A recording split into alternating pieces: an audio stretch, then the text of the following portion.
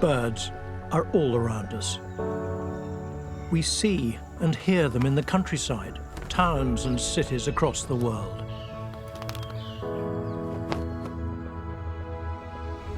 Maybe we take their beauty and song for granted. But we shouldn't. Bird numbers are declining fast, just as we're beginning to discover so much more about them. Learning about the way they live together, communicate, and adapt. This series meets bird experts from across the world and reveals their latest extraordinary discoveries about these fascinating creatures.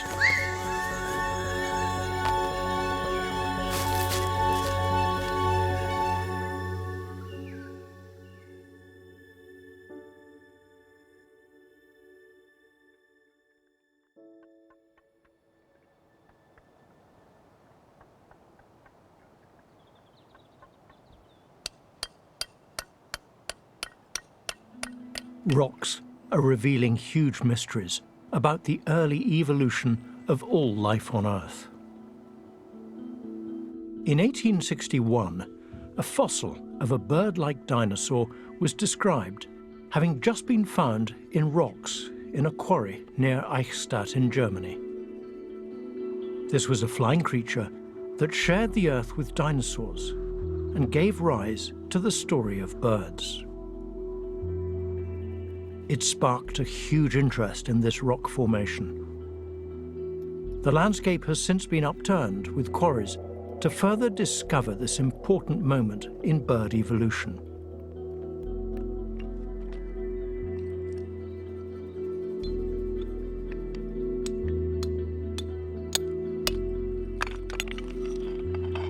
Wow, ein wunderschöner Ammonit.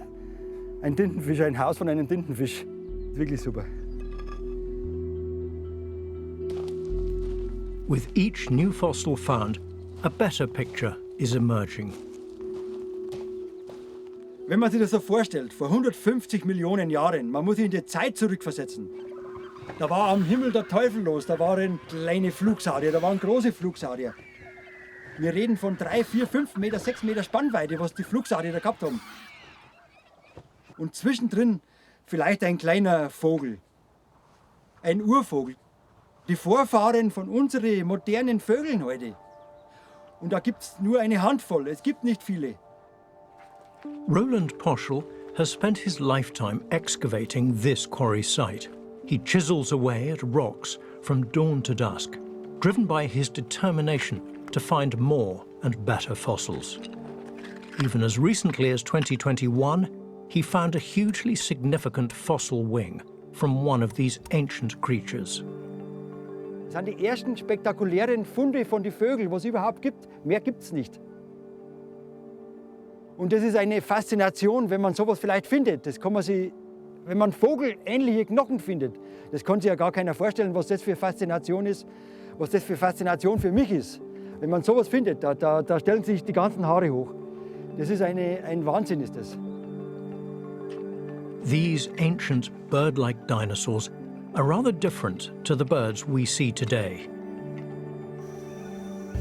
Die Unterschiede dann am Schwanz hinten, die haben einen verknöcherten Schwanz gehabt mit vielen einzelnen Schwanzgliedern, wo die Federn rausgewachsen sind.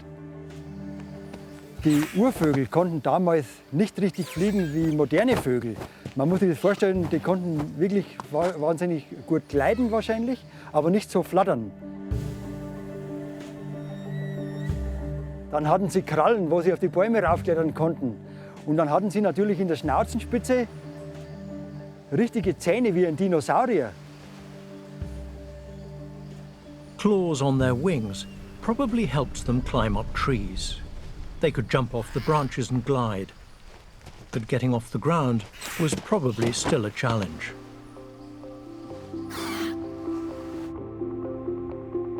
Being related to the dinosaurs, the first birds continued the reptilian tradition of laying eggs. Without needing to carry into flight the heavy egg inside them, the birds could more easily lift into the air. The bats, which evolved from mammals, 100 million years later, only carry one pup, and with some difficulty in late pregnancy, exposing them to easy predation. Birds, however, could lay as many as a dozen eggs, a number which they could not possibly carry into the air. True flight, rather than just gliding, required a particular wing shape to evolve.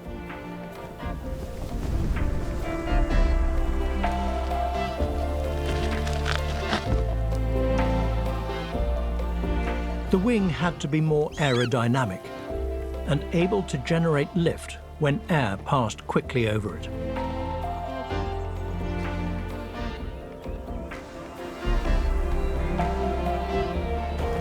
Running would help, but flapping the wing up and down accelerated the air over the wing even more.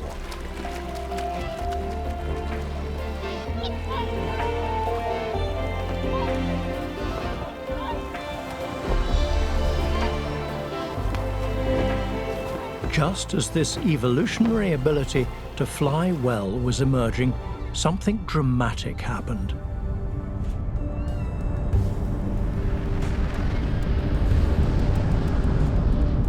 Vor 66 Millionen Jahren passierte dann etwas wirklich Katastrophales, als ein riesiger Asteroid die Erde mit enormer Wucht getroffen hat. Und die Asche- und Staubwolken, die dabei hochgeschleudert wurden, verdunkelten die Atmosphäre über viele Jahre, was zum Aussterben dieser großen Dinosaurier führte, die uns so vertraut sind. Aber zugleich gab es auch globale Waldbrände, die einen Großteil der Vegetationsdecke der Erde zerstörten, was auch enorme Auswirkungen auf die Evolution der Vögel gehabt hatte.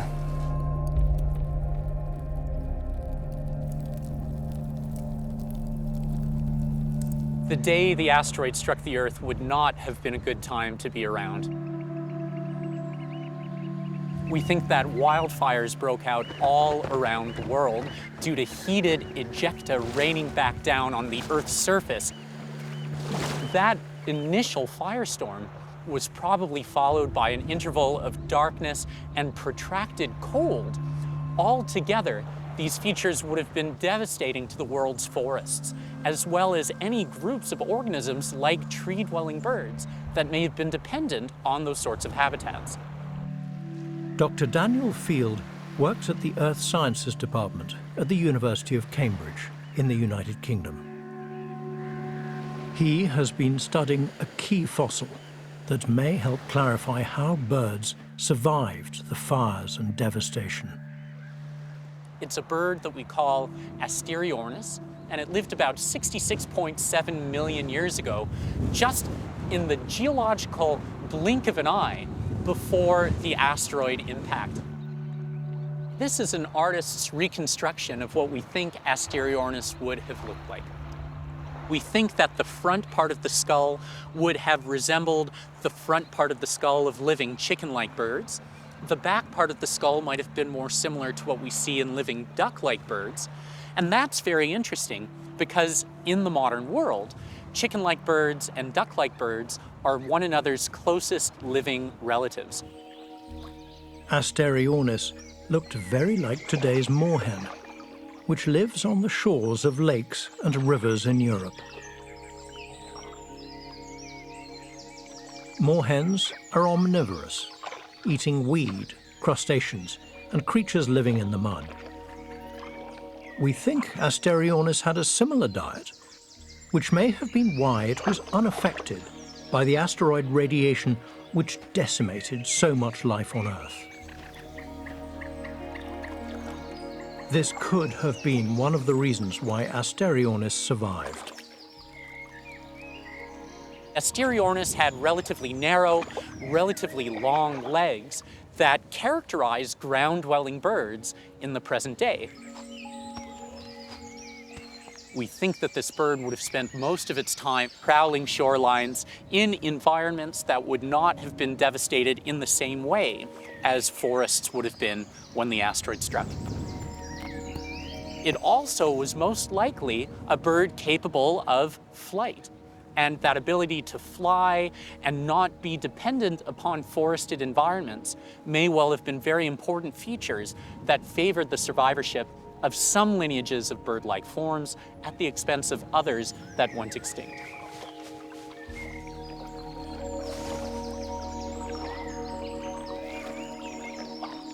Following the age of dinosaurs, we move into what you can think of as the modern world, the age of mammals, or as I like to call it, the age of birds.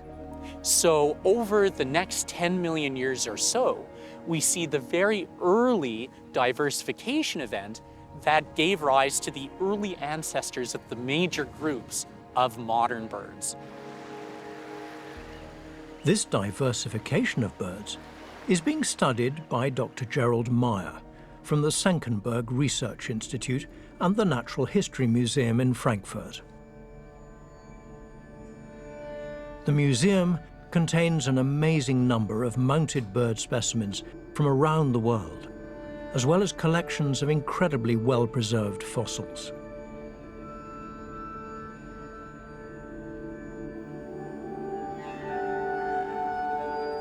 Many of these fossils were found near the village of Messel, just outside Senckenberg.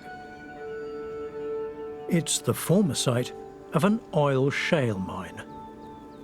The land surface has been significantly disturbed, but paradoxically, if there had been no mine, the scientific value of the property would never have been discovered. The Messel pit is the richest site in the world for bird fossils dating from around 48 million years ago, a time when birds suddenly evolved into the many different shapes and sizes we might recognize today. The story of this quite sudden diversification of birds is hidden within this shale. Vor 38 Millionen Jahren sah dieser Ort sehr anders aus, als er heute aussah. Es war viel wärmer damals. Es war ein mittelgroßer See, der von subtropischen Wäldern umstanden ist. Um uns sind wahrscheinlich zahlreiche Vögel über der Seeoberfläche geschwirrt auf der Suche nach Nahrung, aber auch die Wälder waren voll von einer reichhaltigen und exotischen Vogel- und Tierwelt. Es gab kleine Pferdevorfahren, die nur die Größe eines mittelgroßen Hundes hatten, daneben aber auch bizarre Vögel, flugunfähige Vögel, weil es damals zu dieser Zeit nur sehr kleine Landraubtiere gab, aber auch viele Baumvögel, die so heute nicht mehr vorkommen, zumindest nicht in Mitteleuropa. Und all diese ungewöhnlichen Tiergruppen sind damals in den See gefallen, wurden überliefert und werden von uns dort gefunden.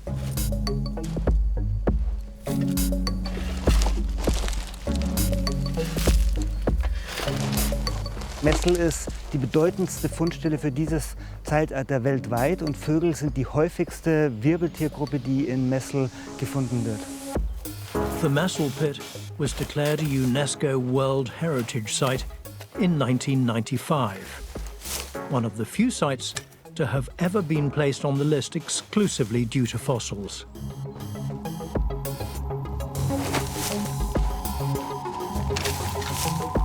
Many of the bird fossils are returned to the Senckenberg Museum for study.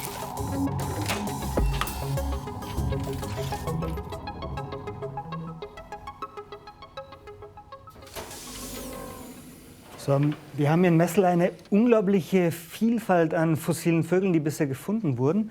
Und davon sind jetzt hier nur 4 Beispiele in dieser Schublade, die zu sehr unterschiedlichen ökologischen Formen und zu unterschiedlichen Ernährungsspezialisten gehören. Hier daneben ein besonders kleiner Vogel, das ist einer der kleinsten Vögel, die in Messel gefunden wurden. Und dieser Vogel ist spektakulär, weil er mit Mageninhalt überliefert ist, hier in dieser Gegend, der aus Pollenkörnern besteht. Und dieser Mageninhalt sagt uns, dass dieser Vogel Nektarfressen war, was man auch aufgrund dieses langen Schnabels erkennen kann. Und schließlich hier rechts ein Vogel, den es heute noch gibt, ein Segler mit charakteristischen langen und schlanken Flügeln, die einen sehr schnellen Flug ermöglichen und ein agiles Manövrieren in der Luft. Narrow, set-back wings are still found on birds that need to fly fast and maneuver at high speed. There is perhaps no better example of this wing design than that found on the fastest living creatures in the air today, the falcons. Peregrine falcons are the feathered jet fighters of the air and can fly at up to 390 kilometers per hour.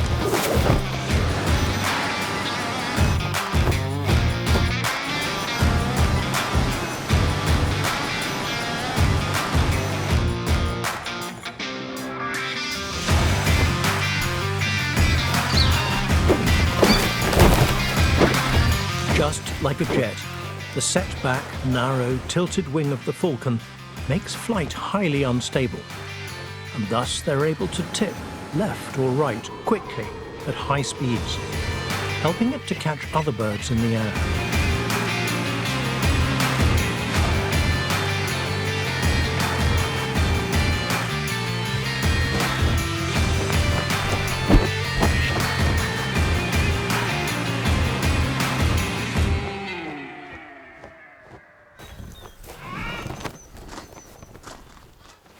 The falcon has followed very similar evolutionary paths to one of its favorite prey species, the pigeons.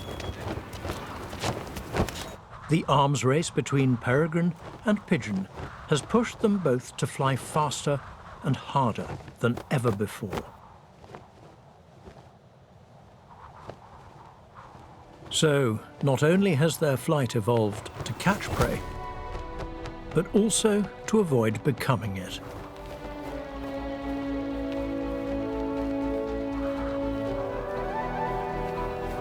But high-speed flight burns up a lot of energy.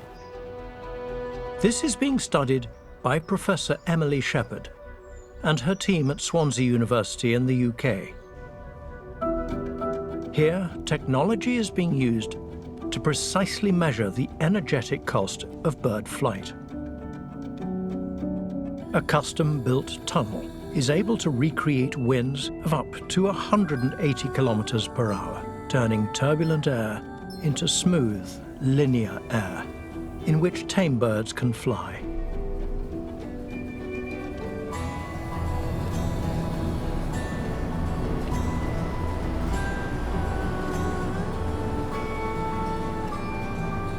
The upshot is that with all of this equipment, to produce that nice smooth airflow, we end up with 20 tons of wind tunnel to try and understand the flight of a bird that weighs about the same as a can of soup. Avian technician Kim Toogood has trained her pigeon Dougie to fly within the wind tunnel. She encourages Dougie to remain in the air whilst his flight is being recorded by a miniature data logger.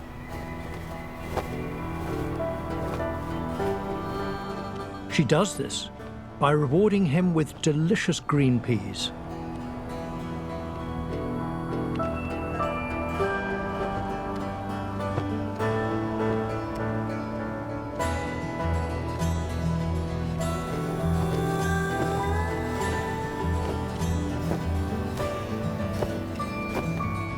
In the wild, pigeons can only fly for around 2.5 hours before their daily energy reserves are burnt up.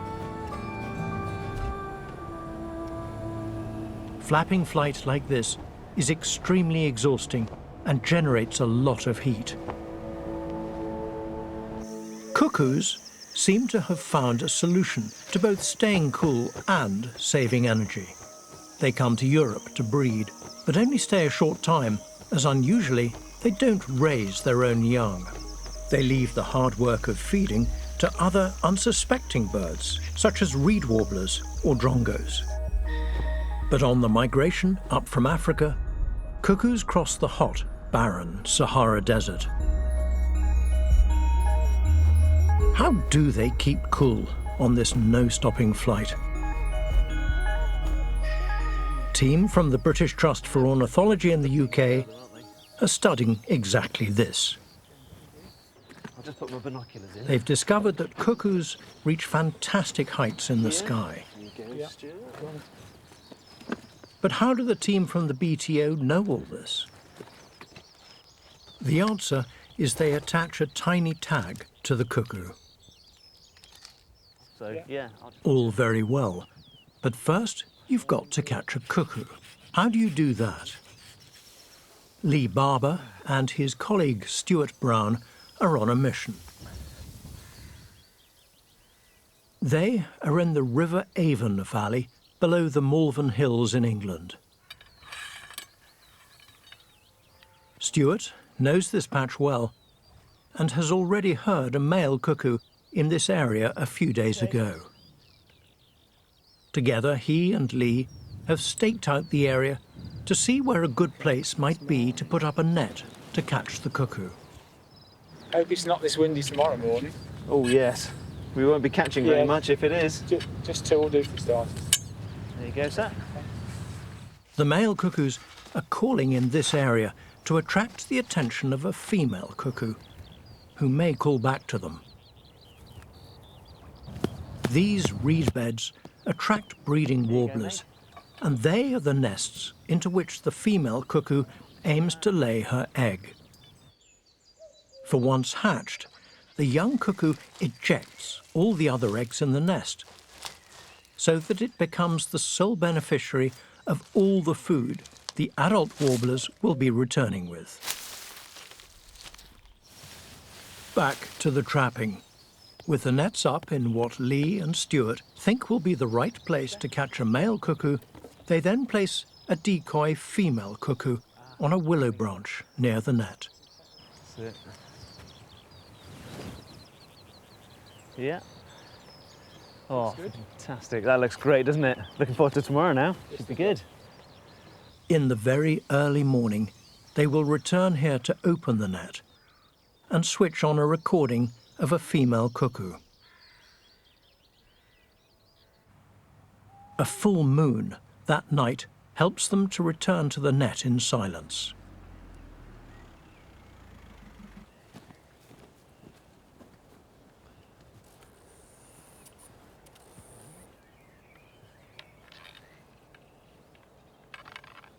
Tell you what, I'll just turn it slightly so it's a nice silhouette.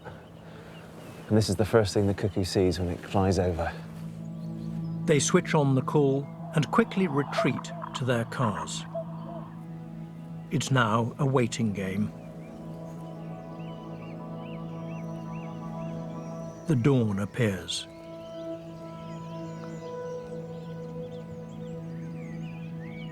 Still no visiting cuckoo. But Lee thinks one has just flown into the net. Oh, really? Gonna have a look. Yeah, I'll have a look. They must rush in to extract the cuckoo before it escapes. Not what we wanted. Not what we wanted. No. It's a blackbird, not a cuckoo. But at least it's another capture of a bird. And this one was ringed, so you'll be able to tell me all about it. So that was a practice run. They're disappointed. Catching a cuckoo is a real skill, but Lee and Stuart are experts.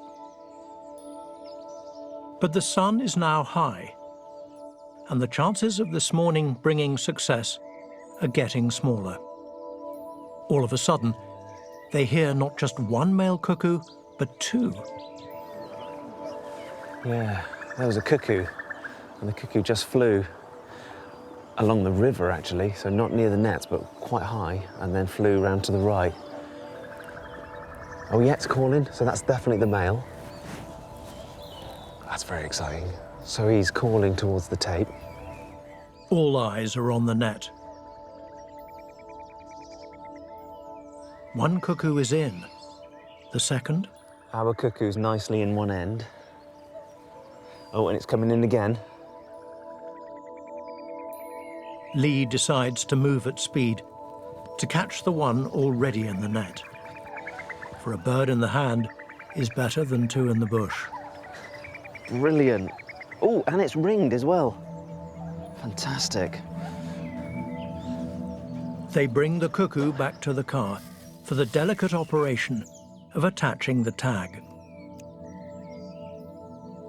This bird will return to the Congo in August, and its tag will reveal the movements of its journey down to Africa. And I'll just take my hand off its back, and it should sit there for a few seconds. There we go. That is fantastic. It flew off really strongly there, didn't it, Stuart? Yeah, really like that.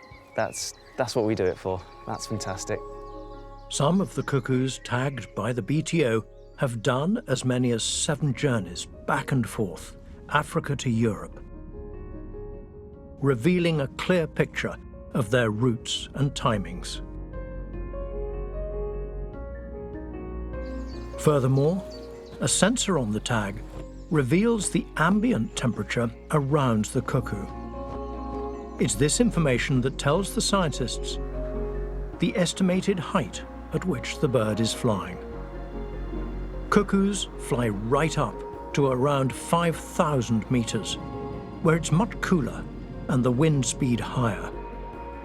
We know from commercial airliners the time and energy-saving benefits of flying with strong tailwinds. So for the cuckoo, flying over the Sahara is easier if it flies at great height through the night. Another way birds conserve energy is by sleeping. The Max Planck Institute for Ornithology in Germany is one of the world's leading centers for the study of birds. Based at Seewiesen in Bavaria and established over 50 years ago, it continues to make the most amazing discoveries about birds. Dr. Niels Rattenberg is one of the Institute's key scientists. He's studying this issue of whether birds can sleep while flying or swimming. He recently discovered that in the Galapagos Islands, frigate birds could sleep whilst flying. Moreover, he discovered that unlike humans, birds can sleep for just a few seconds at a time.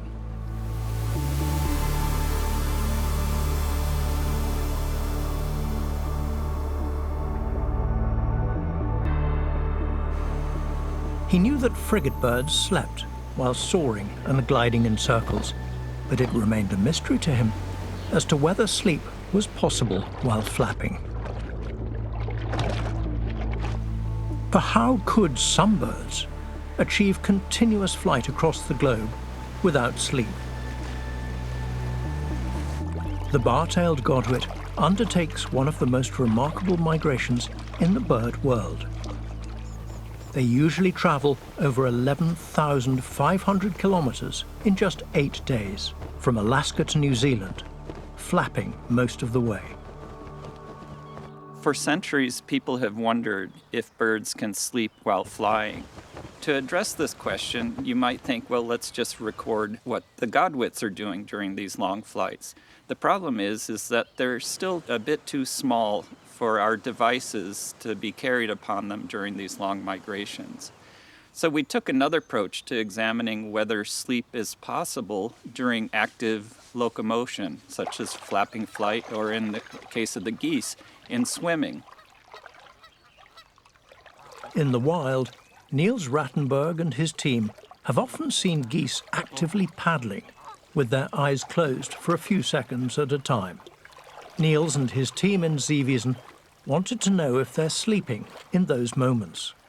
To do this, we built a large, long aviary that floats on the lake, and we trained geese to follow us back and forth down the length of the aviary, with the hope that they would start to exhibit the sleep behavior that we had seen in the wild.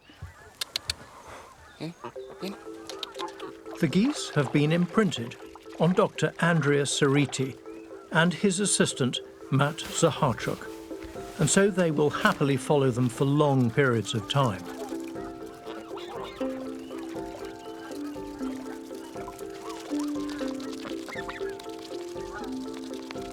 The aviary is equipped with pairs of cameras that allow us to see both sides of the geese as they're swimming past the camera.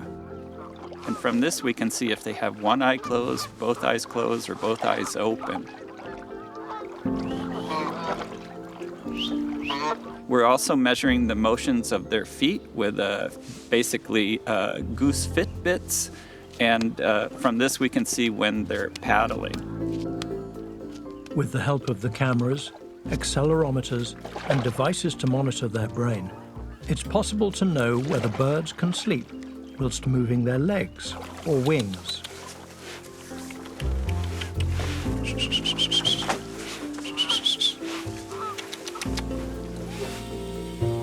All the evidence is in the camera cards.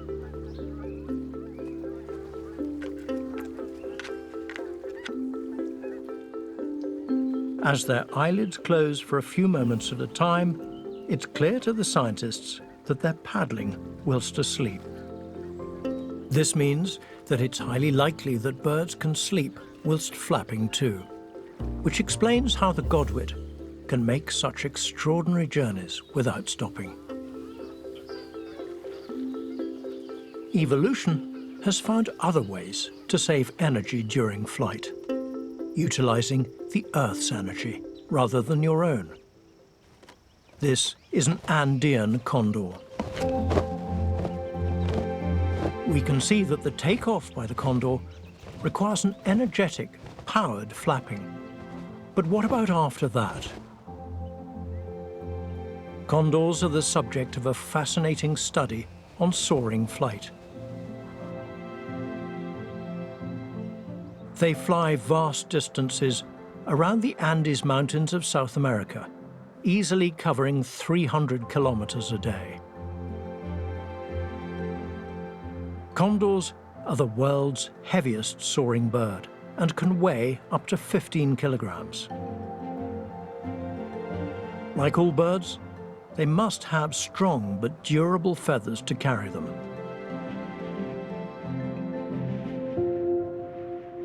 Professor Emily Shepherd is part of a team studying the soaring flight of condors.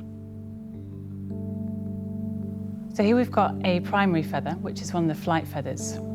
Feathers are made of a type of keratin. So we know keratin. We have keratin in our nails, we have keratin in our hair, but feathers are made of a very particular type of keratin. It's called beta keratin.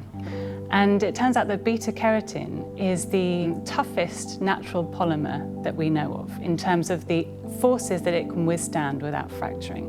And it's also wonderfully flexible. The size of the condor's feathers makes it easy to see the subtle features that generate lift.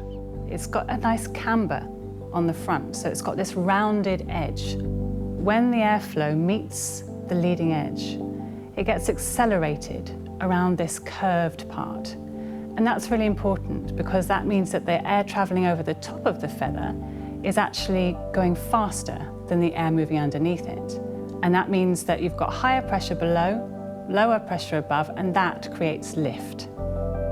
She and her team attached flight recorders onto the backs of Andean condors in Argentina. Back in her office in the United Kingdom, she can inspect every wing beat, twist and turn that the tag recorded. Incredibly, on average, these birds flap for 1% of their flight time. They're basically hardly ever flapping. And of the time that they spend flapping, almost 70% of that is required for takeoff. So once they're up, they really hardly ever need to flap. And that just goes to show what exquisite capacities they have for finding and exploiting sources of rising air, which enable them to fly at such low cost. Once the condors' journeys have been recorded, they can be displayed on a map to see precisely where they're going. So I'm going to just walk you through one section of a flight that a bird did when it was commuting from its feeding areas back to the Andes at the end of the day. And it didn't flap once in this section. So you can see it's starting to glide down. It's losing altitude here. And then it drops onto this ridge. And the wind is being deflected upwards over this ridge, creating a region of rising air. And that allows the bird to soar along this ridge without losing altitude and without flapping. Then it gets to the end, and you see quite quickly it starts to turn in a thermal updraft. I've just coloured it according to the climb rate, and these warm colours tell us that it's actually climbing very rapidly. And the highest climb rates that we see in these sections are around 6 metres a second. And it might not sound like much, but when you consider that the average single-storey building is between 3 to 4.5 metres high, these birds can go basically 2 stories in a single second. And in the glide, for every metre of altitude lost, the condor is able to translate that into 16 metres of distance covered. It allows you to cover distance without having to turn the motors on. So we now know that condors rise up and up at great speed without flapping, saving a vast amount of their own energy. But how do they actually do it? What is the energy they're using? Glider pilots harness the same energy.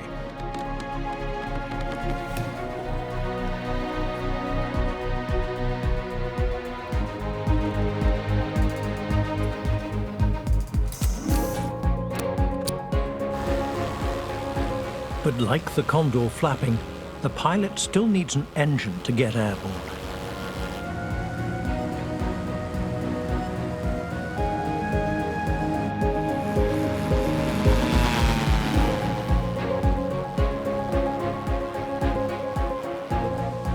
These heavy machines can then switch off their engines and soar up and up for miles, using nothing but the power of rising hot air. They can travel for over 3,000 kilometers in mountainous areas. Pilot Chris Gill is in the Snowdonia Mountains in Wales. He's seeking the exposed areas of rock on the mountain below him. For rock will heat up faster than the surrounding land, and this heated air will break away, rising upwards.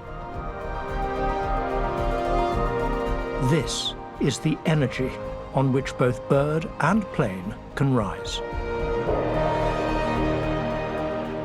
All these clouds around us, so particularly on the left side of us now, we've got these puffy clouds called cumulus. Those clouds only form when there's rising air that condenses into the cloud. So I know that underneath that cloud there will be some rising air. And we're also looking for birds as well. We have a lot of birds of prey in the area, and if we see any of those guys soaring and not flapping and going around in circles, then they are fantastic for marking where the thermals are. So we as glider pilots will absolutely go and join these birds because they're the experts. I can see now that some of the slopes have got direct sunlight on it, and that's really good. So that sun is really heating up that ground, and that will really encourage thermals to start popping. If we're searching for these thermals, a lot of the times we can bump into them almost without even realising. And you'll feel it before the instruments tell you that you're in lift. So you'll feel this acceleration from underneath. Almost imagine that you're getting into an elevator and you're going up. You feel that bit of acceleration as you start to go upwards. And we can feel a little bit of turbulence. Here we go. So we're just about to fly now right over the peak of Snowdon.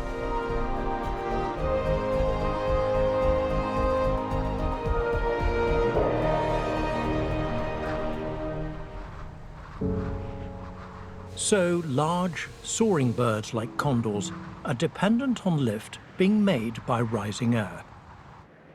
Although it's a wonderfully efficient way to fly, not all birds can glide, and not all birds live in hilly or mountainous areas. Small birds use proportionately far more energy, even when resting, than larger birds. And so it's often best for them to fly a direct route, rather than wait around for thermals.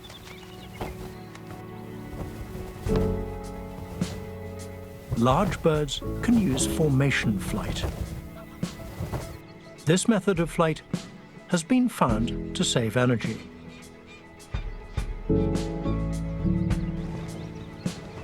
These are greylag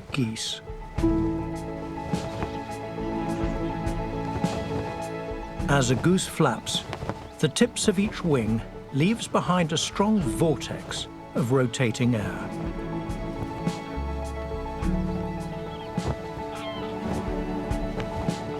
And so, by following each other, they can ride on the vortices of air left by the geese in front.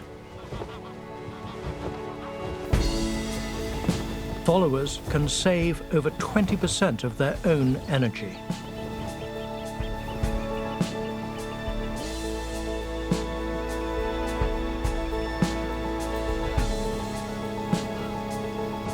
This formation flight can be done at any time, anywhere on the planet.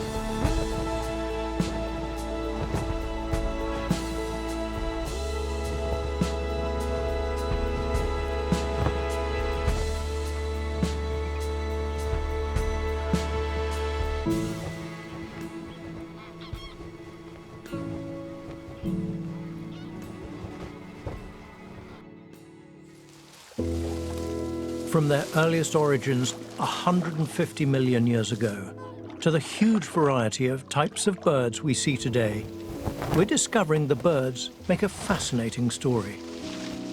As seasons and temperatures change, being able to fly has enabled birds to cover vast distances, often at speed.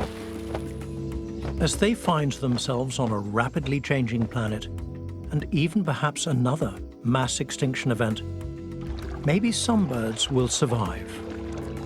As we learn more about them, we're realizing that we should not take them for granted.